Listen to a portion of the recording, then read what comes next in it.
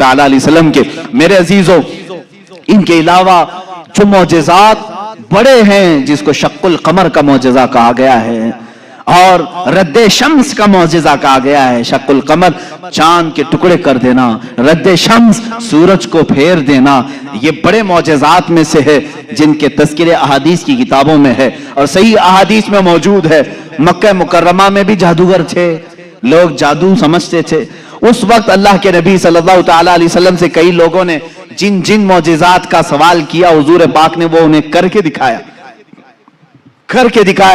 एक अरबी शख्स, एक देहाती आया और उसने कहा, ऐ मोहम्मद अरबी सल्लल्लाहु ताला अलैहि वसल्लम, मैं आपको अल्लाह का रसूल कैसे मान लूं?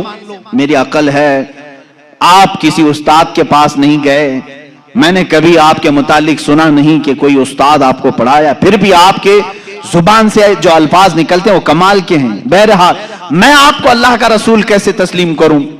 हुजूर पाक सल्लल्लाहु ताला अलैहि वसल्लम ने उससे पूछा कि क्या मैं तुझे ये सामने वाले दरख्त से कहलवा दूं कि मैं अल्लाह का रसूल हूं, तू मान लेगा?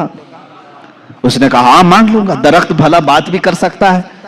हुजूर पाक सल्लल्लाहु अलैहि वसल्लम ने फरमाया, जा उस दरख्त से कह दे अल्लाह के रसूल बुला रहे हैं। हुजूर ने नहीं बुलाया, उस देहाती से कहा, ये बात तवज्जो चाहता हूं, इस नुक्ते को समझो। हुजूर हुक्म दे, दरख्त आ जाना चाहिए ना।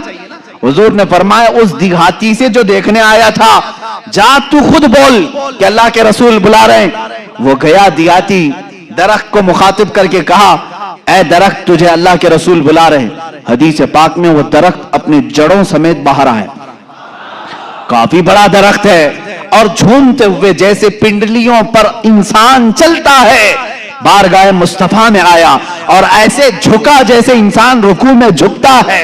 और उसके बाद उस दरख्त से आवाज आने लगी, अशहदु अन्नका रसूलुल्लाह, गवाही देता हूं कि आप अल्लाह के रसूल हैं। अल्लाह के नबी सल्लल्लाहु अलैहि वसल्लम ने फरमाया, दरख्त तो अपने मकाम पर वापस चला जा। वो दरख्त फिर वहीं चला गया जहां था वहीं। आज भी मक्का मुकर्रमा में उस दरख्त की जगह पर एक मस्जिद बनाई गई है। ये तुर्कियों की बदौलत बनी थी, वहाबियों की बदौलत नहीं। उस मस्जिद को मस्जिद शजरा कहते हैं, दरख्त वाली मस्जिद। उस देहाती ने बाद में कहा, ऐ अल्लाह के रसूल, जब दरख्त आपको अल्लाह का रसूल मानते हैं और सजदा करते हैं, उनसे ज्यादा हक तो इंसानों का है।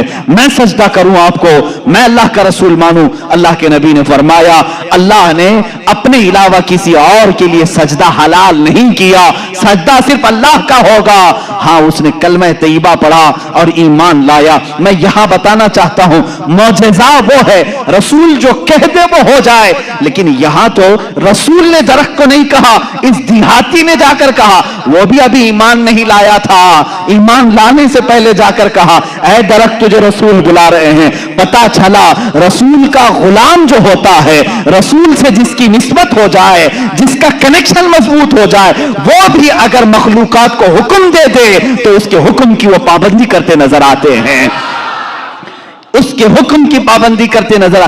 दरख्त से पूछते अगर तुम, ऐ दरख्त क्या तू एक देहाती की बात मानकर अपनी जमीन की जड़ों से निकल आया? ये देहाती भला है कौन, तू इसकी बात कैसे मान लिया? तो दरख्त तुम्हें अपने आलम अरवाह में गालिबन ये जवाब दे दे। वो कहेगा, नादान, तू ये ना देख कि वो देहाती मुझे बुलाने आया था, ये देख वो किसके हुक्म से आया था। जिसका हुक्म था उसके हुक्म पर मैं बजा लाने के लिए इस अमल को किया। अजीजा ने गिरामी वक़ार, ये दरख्तों के मौजज़े ये ऐसे नहीं हैं कि सिर्फ हम लोगों ने लिखे हैं। तारीख के औराक आज इस बात के शाहिद हैं कि मक्का के कुफार और मुशरिकीन भी इन मौजज़ात को देखते रहे।